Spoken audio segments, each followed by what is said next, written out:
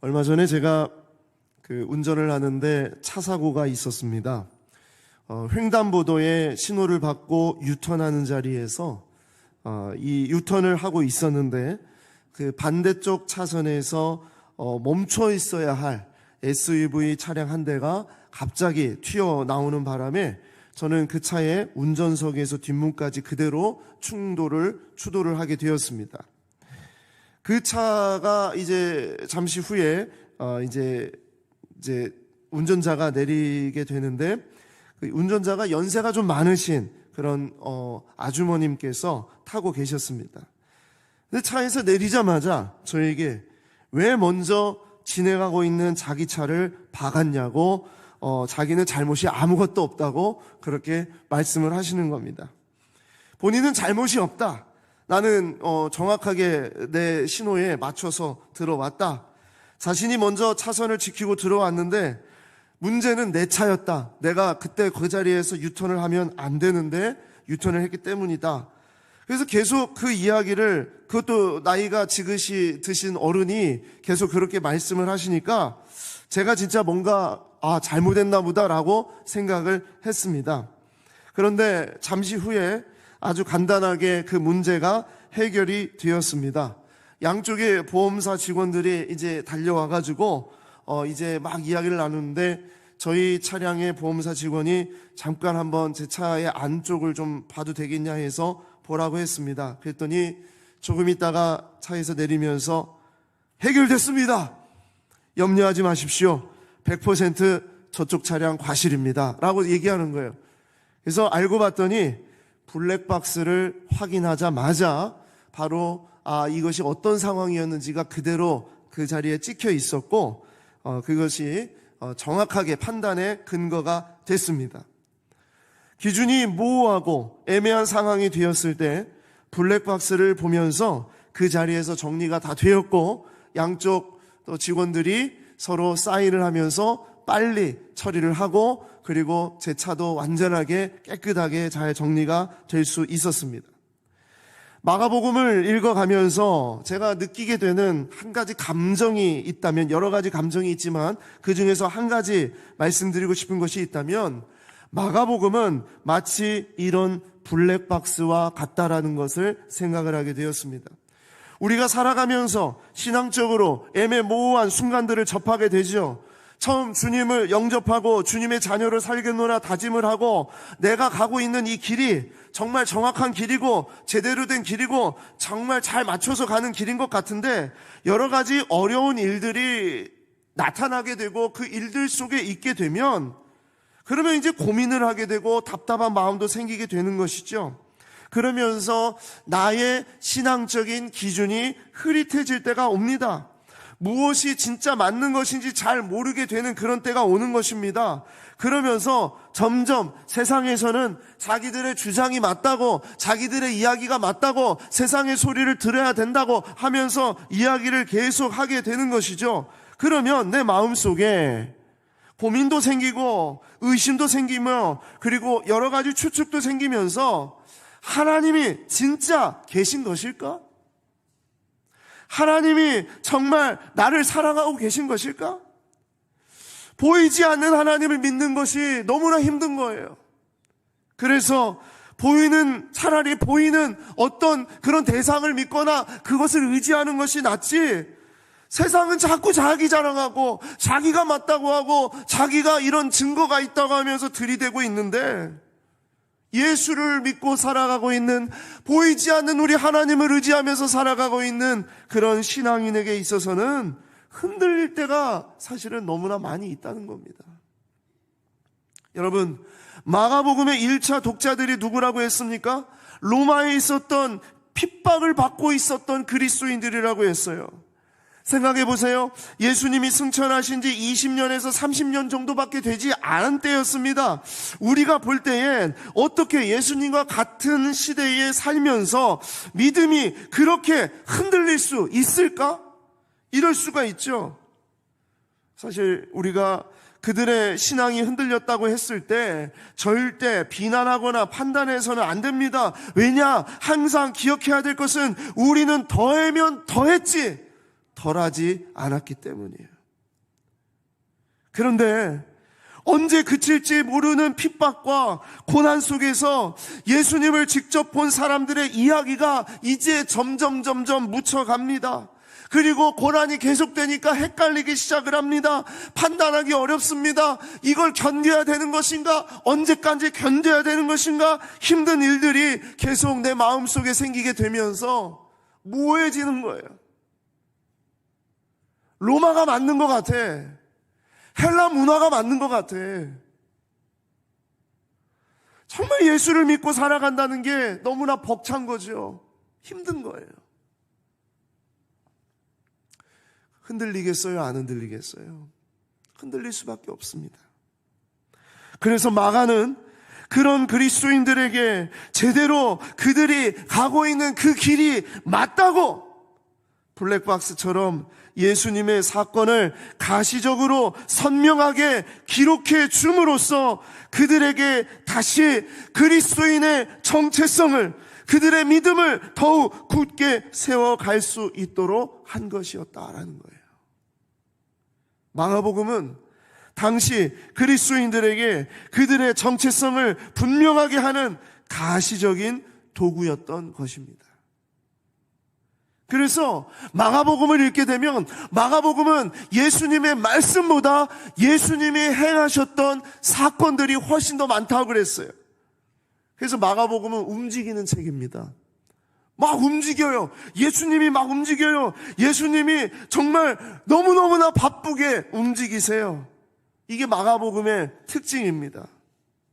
마가복음에 담긴 예수님은 끊임없이 이동하고 섬기면서 희생하고 구원합니다. 마가복음을 읽으면서 우리도 행동할 준비를 막 갖추게 되고요. 그러면서 우리 삶에 일어나는 수많은 일들이 하나님의 일하심 중에 하나구나라는 것을 느끼게 되면서, 그러면서 주님이 이 말씀을 통해 우리의 마음을 열어주시고 우리도 세상으로 들어가서 섬기는 자들이 되라고, 지금 고난받는 그 자리가 맞는 자리라고, 그리고 그곳에서 하나님이 맡기신 일이 있다고 하면서 다시 세상으로 나아가겠다, 그렇게 다짐하게 만들어주는 말씀이 바로 마가복음의 말씀이다. 예수님은 자신의 말뿐만이 아니라 능력과 행동의 사람이라는 것을 보여주십니다. 예수님이 기적을 행하신 목적은 사람들에게 나 자신 예수 그리스도가 누구인지 확인시키시고, 제자들에게 자신의 진짜 정체가 나는 하나님이다, 예수는 하나님이다, 이것을 확인시키기 위해서 단히도 그렇게 사역들을 펼쳐 보이신 거예요. 예수님이 하나님이라는 사실을 확신할수록 그분의 능력과 사랑을 더 많이 보게 되는 것입니다. 애매모호해지고 뭔가 정말 나도 잘못된 것 같고, 내가 지금 이 신앙의 길이 이거는 정말 세상적으로 볼 때에는 문제가 있는 것 같고 자꾸 그렇게 넘어서려고 할 때에, 그때에 블랙박스를 보면서 아니었구나, 내가 정말 이 가고 있는 이 길이 맞는 것이었구나, 그런 것을 정확하게 다시 점검할 수 있듯이, 우리가 예수님이 하나님이라는 사실을 확신할수록 우리는 정말 그 믿음이 더욱더 분명해지게 되는 것이다.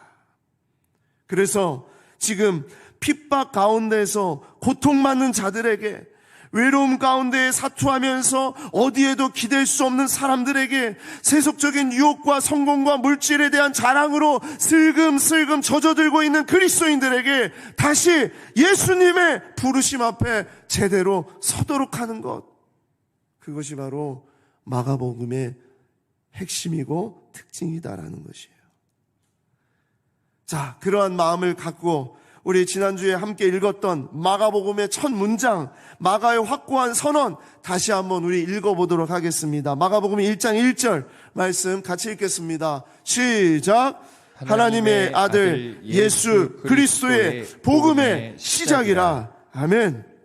이 말씀 속에 예수 그리스도가 복음이다, 예수 그리스도는 종으로 오셨다, 예수 그리스도는 왕으로 오셨다, 이 고백이 선명하게 담겨져 있다고 말씀을 드렸어요. 예수님의 오심으로 새로운 시대, 새로운 삶이 열렸습니다. 예수님은 율법의 완성이고 안식일의 주인으로 오셨습니다. 예수님은 선을 행하시고 생명을 구원하는 치료자로 오셨습니다. 예수님은 모든 나라와 민족을 통치하시는 만왕의 왕으로 오셨습니다. 이것이 마가복음이 선포하고 있는 예수님에 대한 정체성이에요. 자, 그런데 중요한 것은 무엇이냐? 중요한 것은 그 예수님이 어떤 분인가에 대해서 흔들리고 있는 그리스도인들에 대한 문제예요. 예수님은 변하지 않죠. 예수님의 왕권도 변함이 없습니다. 변하고 있는 것, 흔들리는 것은 바로 그리스도인들이라는 거예요. 따르는 자들, 예수의 사람이라 하는 자들이 변질되고 있다, 흔들리고 있다, 무너지고 있다. 그래서 예수님의 말씀은, 특히 이 마가복음에 담겨져 있는 예수님의 이 움직임은 바로 예수님의 제자들, 그리스도인인 예수님의 제자들에게 각성을 시켜주는 아주 너무나도 마치 이 동영상을 보듯이 그렇게 각성하게 되는 그런 말씀이다라는 것이에요. 이 마가는 자신의 이 복음서에 예수님을 따라다니는 사람들, 예수님의 주변의 사람들을 이렇게 선명하게 기록을 해놨습니다. 자, 어떤 사람들이냐? 종교 지도자들, 그리고 무리, 그리고 제자들. 너무나도 선명해요. 종교 지도자들은 어떤 사람들이냐면 누구보다 메시아를 기다렸어요. 종교적으로 정말 리더십을 가지고 있었던 사람들입니다. 그러나 자기들의 권력과 기득권에 눈이 멀어서 메시아를 결국 죽이기로 작정하는 사람들, 예수님을 대적하는 사람, 하나님을 믿는다고 말하면서 하나님이 하시는 일을 완전히 무너뜨리려는 사람, 이 사람들이 바로 종교 지도자들. 마가복음 3장 2절 말씀, 사람들이 예수를 고발하려 하여 안식일에 그 사람을 고치는가 주시하고 있거늘 어떻게 해서든지 예수를 고발하려고 했던 사람들이 누구였느냐? 그들은 종교 지도자들이었어요. 마가복음 3장 6절입니다. 바리새인들이 나아가서 곧 헤롯단과 함께 어떻게 하여 예수를 죽일까 의논하느라. 정말 너무나 아이러니해요. 어처구니가 없는 일이죠. 그렇게 주님을 기다리고, 그렇게 하나님의 임재를 기다리고 하나님의 통치를 기다렸던, 수백 년 동안 그 자리를 지켜왔던 종교 지도자들이 결국 하나님 앞에서 하나님을 십자가에 죽이는 주동자로서 뛴다는 거예요. 마가복음은 그들의 모습이 너무나도 선명하게 드러나고 있습니다. 그리고 또 하나의 사람들입니다. 바로 무리들입니다. 무리. 이 무리들은요, 예수님 가는 곳이면 쫓아다닙니다. 예수님이 움직이는 곳마다 갑니다. 마치 팬이죠. 영어로 말하면 팬이에요. 정말 예수님 가는 데마다 막 무리를 지어서 몰려다니면서 그렇게 다녀요. 그런데 이 사람들은요, 자신의 유익과 만족을 위한 사람들이에요. 자기의 삶을 내려놓지 못하는 사람들입니다. 팬이 그렇지 않습니까? 내 삶은 있어. 그런데 내 삶은 있지만 그 사람이 좋아서 따라다녀. 그러나 언제든지 나는 내 삶으로 돌아와. 이게 팬이에요. 마가복음 3장 7절에서 10절 말씀 보시겠습니다. 예수께서 제자들과 함께 바다로 물러가시니 갈릴리에서 큰 무리가 따르며 유대와 예루살렘과 이두메와 요단강 건너편과 또 두로와 시돈 근처에서 많은 무리가 그가 하신 큰 일을 듣고 나오는지라. 이 사람들이 따르고 이 무리를 이렇게 따르는 이유가 뭐라고요? 예수님이 하신 큰 일을 듣고 나오는지라. 우와, 기적이야. 역사가 있어. 병고침이 있어. 문제가 해결돼. 이런 소리에 눈이 떠져서 막 따라다니는 사람들. 예수께서 무리가 애워싸 미는 것을 피하기 위하여 작은 배를 대기하도록 제자들에게 명하셨으니 이는 많은 사람을 고치셨으므로 병으로 고생하는 자들이 예수를 만지고자 하여 몰려왔음이로라. 왜 이렇게 많이 왔나 봤더니 병으로 고생하는 자들이 예수를 만지고자 하여 몰려왔음이로라. 무리는요, 자신의 유익과 만족을 위한 사람들이 무리입니다. 나의 만족, 나의 문제, 나의 어떤 일을 해결하기 위해서 따라다니면서 그것을 얻어내려고 하는 사람들이 무리예요. 그런데 자기의 삶을 드리지는 않아요. 자기에게 희생을 강요하라고는 하지 못해요. 그저 내가 원하는 것, 얻는 것, 그것이 바로 무리의 모습이라는 겁니다. 자, 너무 이 무리의 모습이 선명하게 드러나고 있죠? 자, 그런 가운데 오늘 우리가 읽은 말씀 속에 또 하나의 사람들의 모습이 나오는데 그들이 바로 제자들이었다라는 겁니다. 제자들, 그들은 누구인가? 오늘 제가 이 이야기를 여러분과 함께 나누고자 합니다. 이 제자들 누구냐? 이 제자들은, 마가복음에 나오고 있는 이 제자들은요, 예수님이 선택한 사람들입니다. 무리는 자기들이 예수님을 따라다닌 거고요, 제자는 예수님이 부른 사람들이 제자들이에요. 그런데 이 사람들은 무엇이 다르냐? 예수님을 위해 자기의 삶을 내려놓는 사람들, 자기의 목숨을 거는 사람들, 이 사람들이 바로 제자들이다. 예수님 주변엔 무리가 있었지만 제자가 있었다는 거예요. 마가복음 2장 15절 말씀 보시겠습니다. 그의 집에 앉아 잡수실 때에 많은 세리와 죄인들이 예수와 그의 제자들과 함께 앉았으니 이는 그러한 사람들이 많이 있어서 예수를 따름이로라. 바리새인의 서기관들이 예수께서 죄인 및 세리들과 함께 잡수시는 것을 보고 그의 제자들에게 이르되 어찌하여 세리 및 죄인들과 함께 먹는가? 무리를 말하는 것이 아니라 예수님의 제자들이 있었다는 것을 말하고 있는 것입니다. 자, 여러분, 이 세 부류를 말씀드렸어요. 종교 지도자들, 무리, 그리고 제자들. 자, 이 세 부류 중에 우리가 진정 되어야 할 부류는 무엇입니까? 답이 뭐죠? 제자입니다, 제자. 제자가 돼야 되는 겁니다. 그런데 놀라운 사실이 무엇이냐?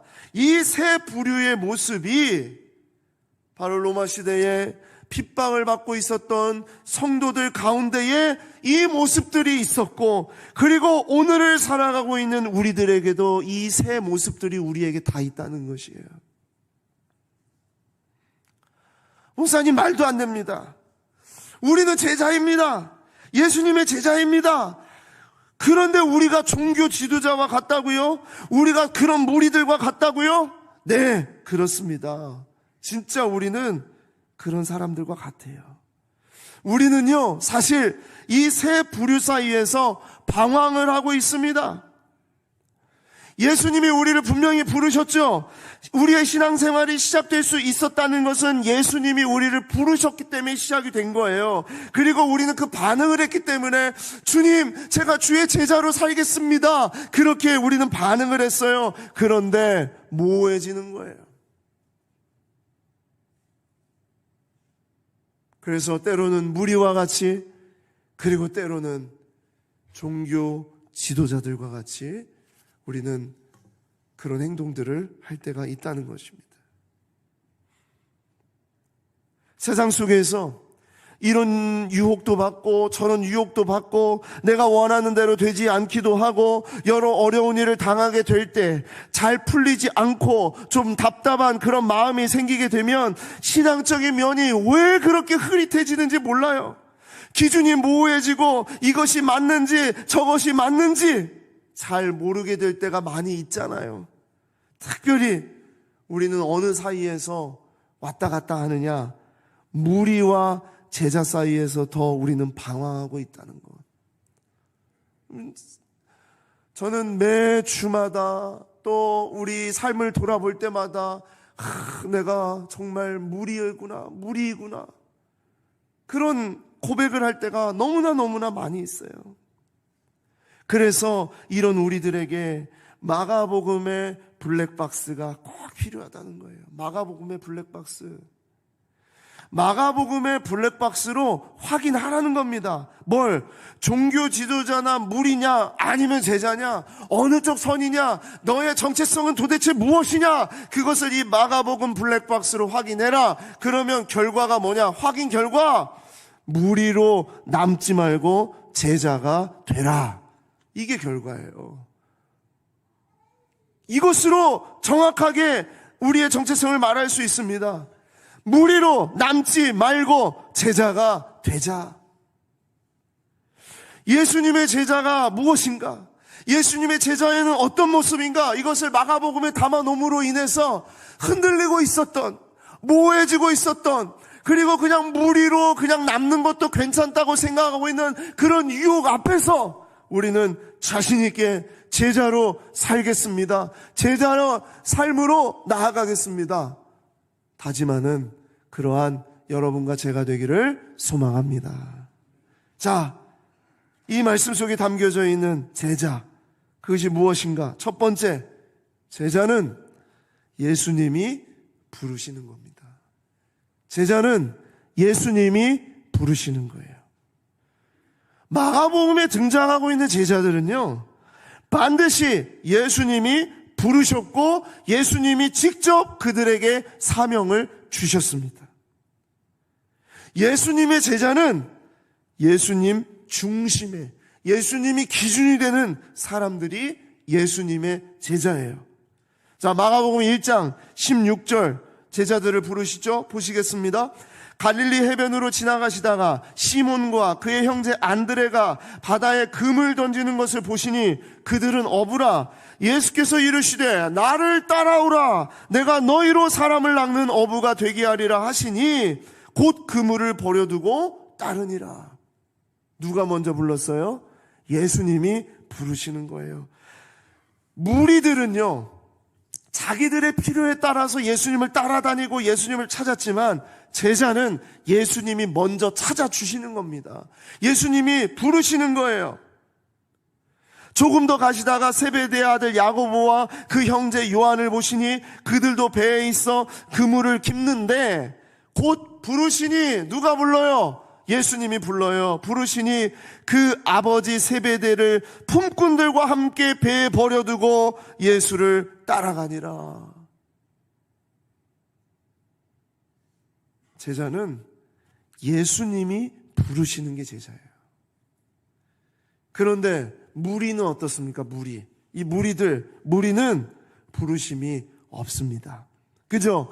자기 자신이 좋아서 따라다니는 것입니다. 자신의 목적을 위해서, 자신의 병고침을 위해서, 자신의 기적을 체험하기 위해서, 자기가 얻고자 하는 그것을 얻기 위해서, 자기의 문제를 해결하기 위해서 따라다니는 자들이 무리예요.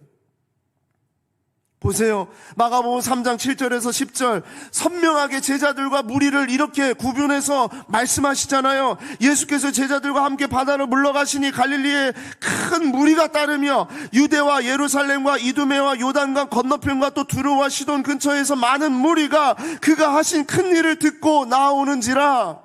이들이 나온 이유는 예수님이 하신 큰 일 때문이다. 예수께서 무리가 에워싸 미는 것을 피하기 위하여 작은 배를 대기하도록 제자들에게 명하셨으니 이는 많은 사람을 고치셨으므로, 이유가 뭐예요? 병을 고치셨으므로 병으로 고생하는 자들이 예수를 어떻게 해서든지 만지고자 하여서 몰려왔다는 거예요. 나의 병 고침, 나를 치료해달라고, 나의 이 문제를 해결해달라고 그렇게 하면서 몰려온 사람들, 이 사람들을 마가복음은 뭐라고 분명하게 말하고 있습니까? 무리다. 큰 무리가 몰려왔다 그랬습니다. 이 사람들은 자기의 만족과 유익을 위해 나온 사람들이죠. 주님은 이 사람들을 불쌍히 여겨주십니다. 그리고 그들의 질병을 고쳐주십니다. 그러나 주님은 그들에겐 주님의 사명을 맡기지 않으십니다.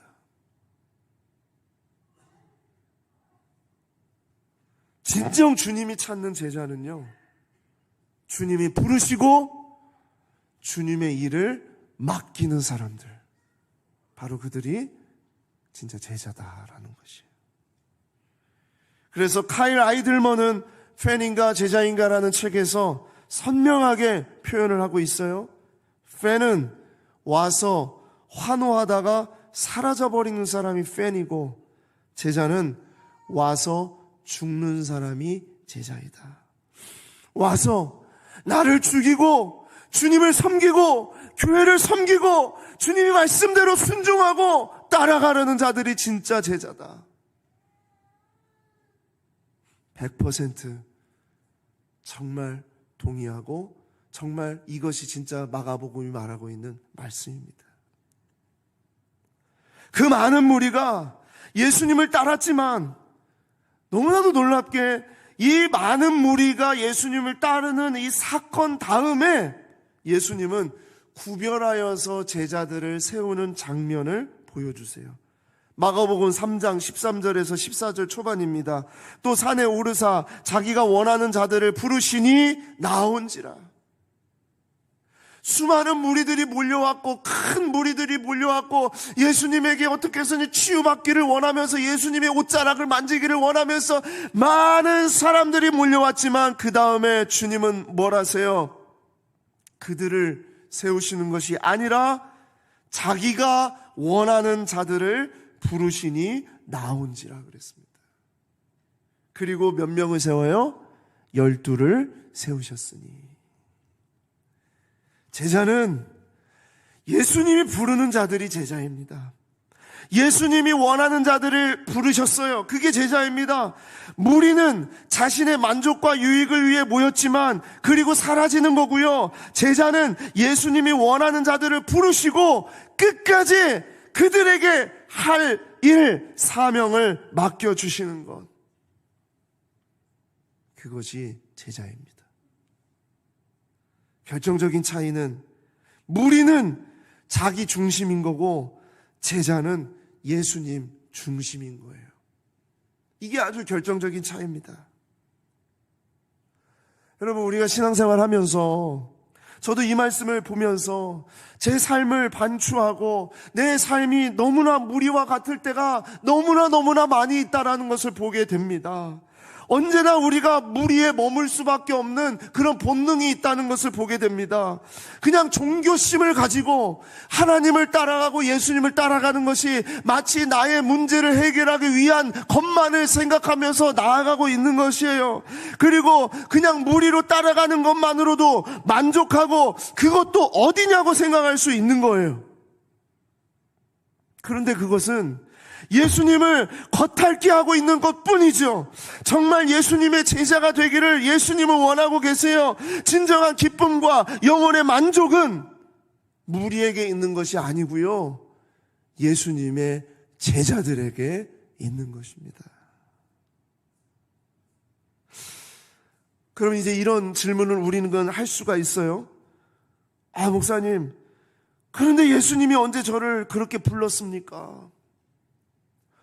이 제자들처럼 베드로야 나를 따르라, 안드레야 나를 따르라, 요한아 나를 따르라, 그렇게 예수님이 직접 불러주셨는데 우리가 직접 부름을 받은 사람들이 어디 있습니까? 이 중에서 예수님의 음성을 듣고 제자가 되겠습니다라고 그렇게 마음을 먹은 그런 성도들이 우리 가운데 몇 명이나 있겠습니까? 이렇게 질문을 할 수가 있어요. 그래서 우리는 무리가 아닙니까? 우리는 그냥 팬으로만 있는 것도 우리는 정말 감지덕지한 거 아닐까요? 그래도 예수님 믿잖아요. 그래도 예수님이 하나님이라는 거 고백하잖아요. 우리가 그렇게 말할 수 있어요. 근데 여러분, 예수님의 부르심이 없다면 우리는 이 자리에 나와서 하나님 말씀 앞에 설 수 없다는 것을 여러분 분명히 기억하시기 바랍니다. 여러분, 어떻게 하나님의 말씀이 믿어집니까? 어떻게 우리가 찬송을 할 때 이 찬송이 나의 고백이라고 고백을 하십니까? 어떻게 내가 기도 드릴 때 이 기도가 주님이 들어주시는, 주님이 반드시 응답하시는 예수 그리스도의 이름으로 기도합니다라고 어떻게 그렇게 고백할 수가 있습니까? 그것은요, 하나님이 우리를 주님의 자녀로 부르지 않으셨다면 우리는 절대 불가능합니다.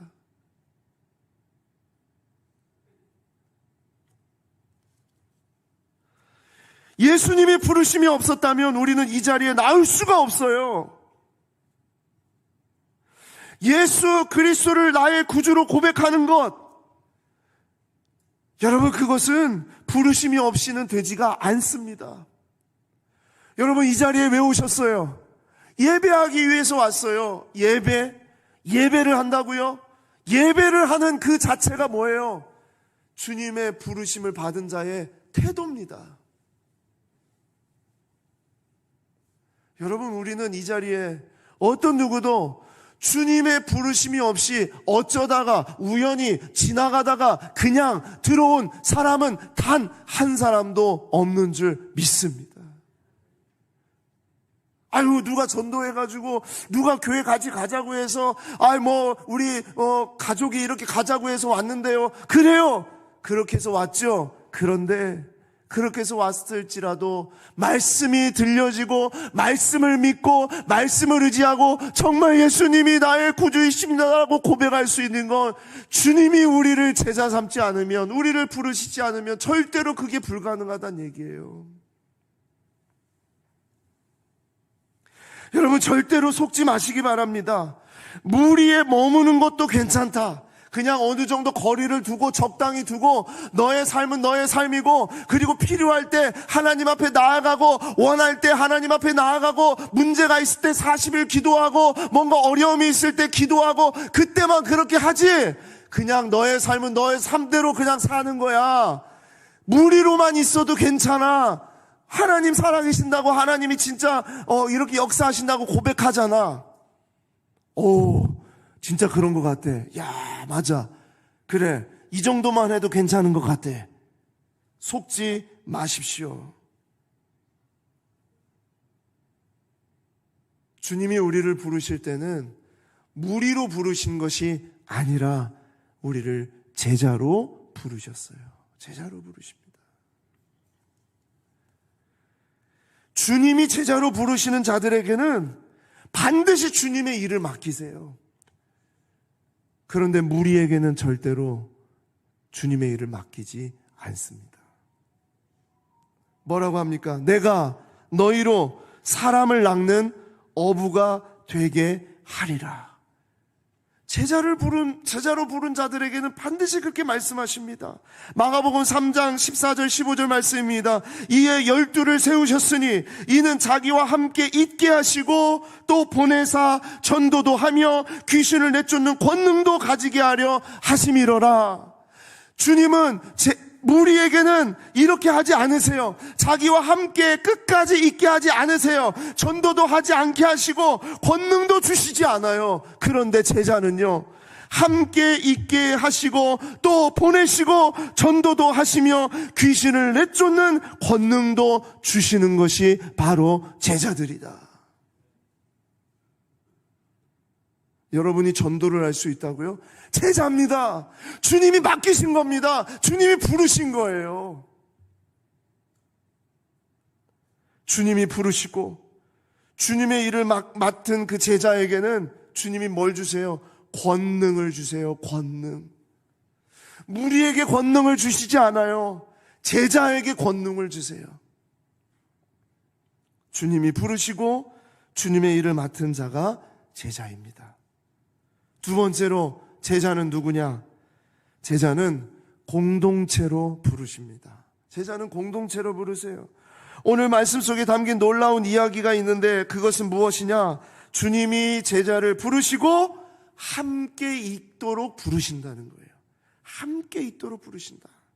마가복음 3장 14절 말씀부터 보시겠습니다. 이에 12를 세우셨으니 이는 자기와 함께 있게 하시고 또 보내사 전도도 하며 귀신을 내쫓는 권능도 가지게 하려 하심이로라. 자기와 함께 있도록, 이 제자들이 함께 있도록 부릅니다. 그리고 12를 세웁니다. 시몬에게는 베드로라는 이름을 더하시고 세베대 아들 야고보와 야고보의 형제 요한이니 이둘에게는 보아너게 곧 우레의 아들이란 이름을 더하셨으며 곧 안드레와 빌립과 바돌로메와 마테와 도마와 알페오의 아들 야고보와 및 다데오와 가나안인 시몬이며 또 가롯 유다니 이는 예수를 판자더라. 뭘 얘기하고 있습니까? 예수님의 제자는 예수님이 부르실 사람들로 구성된 공동체였다는 것을 말하고 있어요. 이 사람들은 예수님이 어떻게 하기 위해서? 함께 있게 하기 위해서. 함께 있게 하시고 그리고 보내시고 전도하게 하시며 귀신을 내쫓는 권능을 받게 하는 것. 이게 제자들의 모습이었다고요. 자, 주님은 그들을 각자 부르셨으나 함께 있게 하셨어요. 중요한 것은 바로 예수님의 중심으로 함께 있게 하신다는 겁니다. 예수님의 제자는 예수님과 함께 있는 공동체가 제자예요. 즉 예수님의 몸된 공동체가 제자입니다. 예수님의 제자들은 어떻게 해서 모아졌습니까? 많은 사람들이 연구를 했어요. 야, 예수님의 제자 어떻게 하면 될 수 있지? 예수 제자의 자격 요건 1번 4년제 대학을 나와야 된다. 2번 석사 학위를 받아야 된다. 3번 번듯한 직장이 있어야 된다. 4번 신앙의 몇 대 가문이어야 된다. 어느 지역의 출신이어야 된다. 아무것도 없어요. 이 제자들 이들이 믿음이 좋아서 모아졌습니까? 아닙니다. 이들의 믿음은요 너무나 쉽게 무너지고 연약한 믿음이었습니다. 지식이 많았습니까? 똑똑한 자들로 추린 것입니까? 아니면 어떤 은사나 재능이 뛰어난 것입니까? 아니에요. 다 평범했어요. 오히려 무식하고 자기 주장 강하고 예수님 잡히시기 전까지 누가 더 크냐, 내가 더 크지, 내가 주님 옆에 더 가까이 갈 거야, 이런 거에 다투는 참으로 형편없는 사람들. 비범한 사람은 단 한 사람도 없었어요. 심지어 예수님을 팔자까지도 그 자리에 제자로 부르심을 받았다고요. 여러분, 이런 공동체가 어디 있습니까? 진짜 우리 공동체, 우리 교회는 정말 제자다운 공동체 아니에요? 이런 공동체 비교를 하자면? 이런 문제투성이, 이런 엉망진창, 자기 주장만 강하고 서로 싸우고 그리고 결국 예수님 팔아먹으려는 그런 마음을 가지고 있었던 이러한 사람들이 모여있는 이 공동체. 여러분, 그런데 이 이야기는 두 가지를 우리에게 얘기하고 있어요. 뭐냐? 제자로 세워진 것은, 이 사람들이 제자로 세워진 것은 전적으로 예수님의 뜻이라는 거예요. 제자는 세상의 기준으로 세워지는 것이 아니라 예수님의 부르심으로 세워지는 것이다. 그리고 두 번째, 그들은 예수님과 함께 공동체를 이루어 지냈다는 것입니다. 예수님과 함께 공동체를 이루어서 우리가 진짜 제자로 나아가는 길은 예수님의 공동체, 즉 교회로 연결되어서 희생하고 섬기면서 예수님을 닮아가는 것이 이게 진짜 제자라는 거예요. 모여 있다라는 것이 제자가 아니에요. 모인 것은 그냥 무리예요. 무리일 수밖에 없어요. 그런데 여기에서 제자로 나아가는 것은요, 서로를 붙잡아주고 희생하고 사랑하고 안아주고 나의 것을 내어주고 그러면서 서로 주의 몸을 만들어서 정말 그리스도의 몸으로서 함께 지어져 가는 것이 진짜 제자의 모습이라는 것입니다. 나 혼자의 신앙생활이 아닌 서로를 보고 합력하는 마음을 갖고 서로 존귀하게 여기면서 예수님을 닮아가는 공동체, 그것이 진짜 제자라는 거예요. 예수님의 제자는 나와 다른 사람이 한 몸으로 연결되어 주님의 일을 함께하는 것이 진짜 제자입니다. 수준 안 맞아. 정말 저런 사람하고 내가 어떻게 신앙생활을 같이 해? 그런 사람과 나의 교만과 오만이 그 자리에서 섞이고 뒤집어지고 까이고 꺾이면서 그러면서 주님의 몸을 이뤄가는 것이 제자의 모습인 거예요.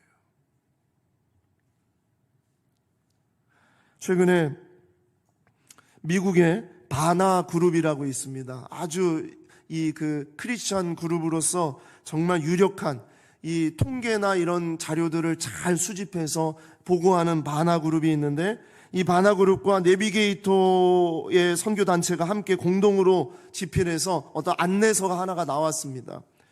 여기에서 이 미국 기독교인들의 현재의 모습에 대해서 적나라하게 나온 그런 내용 중에 하나가 뭐냐? 기독교인 중 5명 중에 2명, 퍼센트로 말하면 39%가 제자도에 참여하지 않고 있는 것으로 나타났다. 그리고 그리스도인 절반 이상이 자신의 신앙이 전적으로 개인적인 것이라고 생각한다고 밝혔다. 제발 나 좀 건들지 마. 내 신앙은 내가 알아서 할게. 내가 교회에서 예배만 드리고 내 신앙은 내가 그냥 알아서 할 테니까 뭐 하라고 좀 시키지 마. 뭐 좀 연결시키지 마. 뭐 하지 마. 훈련하게 하지 마. 이게 한국 교회에서만의 모습이 아니라요, 미국 교회에서 지금 일어나고 있는 모습이라는 거예요. 이 자료는 불과 며칠 전에 나온 자료입니다. 예수님의 제자도는 공동체에서 실천되고 공동체에서 깎이고 공동체에서 그렇게 하나님이 우리에게 맡기신 사명이 있는 것인데, 현대의 신앙인들은 개인적인 것으로만 생각하고 있다는 것을 말하고 있습니다. 여러분, 우리는 어떻습니까? 우리는 모여 있지만 건들지 말라고 말하는 사람들 아닙니까? 우리는 그런 생각을 주로 가지고 있진 않습니까? 그렇다면 우리가 제자가 아니라 우리는 무리입니다. 그냥 무리예요. 놀랍게도요, 무리는 다 같이 있는 것 같지만 지극히 자기 중심적인 자들이고요, 제자는 떨어져 있는 것 같지만 지극히 예수님 중심으로 연결된 사람들입니다. 그것이 바로 마가복음에 선명하게 담겨져 있는 제자의 모습이에요. 그리고 마지막 3번째로, 제자는 하나님의 뜻대로 행하는 사람이다 그랬습니다. 하나님의 뜻대로 행하는 사람. 자, 오늘 본문에 등장하는 제자들의 이름은 사실 당시로서는 참으로 어이가 없는 사람들이에요. 그 이름들 가져다가 지금으로 놓고 말하면은요, 너무나도 평범하고 정말 어디에다 갖다가 놓고 너희들이 예수님의 제자라고 말할 수 있는 그런 기준도 되지 않는, 세상적인 눈으로 바라볼 때는 정말 형편없는 사람들이었어요. 그런데 이들이 진짜 제대로 세워진 것은 이 제자들에게는, 무리에게는 없지만 이 제자들에게 있는 이것이 하나가 있었습니다. 그게 뭘까요? 예수님께 순종하려는 의지였습니다. 우리는 이 사람들이 기대하는 자격 요건, 세상에서 말하는 자격 요건으로 제자들을 판단하고 생각할지 모르지만 예수님이 바라보시는 자격 요건은 오직 하나입니다. 예수님께 순종하려는가 아닌가. 여러분, 진짜 좋은 제자는요, 예수님께 순종하는 자가 진짜 좋은 제자입니다. 이 12친구들, 이 중에서 하나는 이제 예수님을 팔아먹고 자기는 자살하고 죽었지만 이 제자들 가운데에서 11명의 모든 제자는요, 끝까지 예수님을 위해서 자기의 생명을 내놓고 순교자의 자리에 끝까지 갔던, 정말 주님의 말씀을 끝까지 지켜낼 수 있었던 그런 존재들로 그렇게 성경은 우리에게 말씀하고 있어요. 정말 유명했던 종교 지도자들, 수많은 무리들, 돈 많았던 사람들, 병고침을 받았던 사람들, 그들은 더 이상 나타나지 않고 이 제자들, 끝까지 예수님을 따르는 자들만 남았다.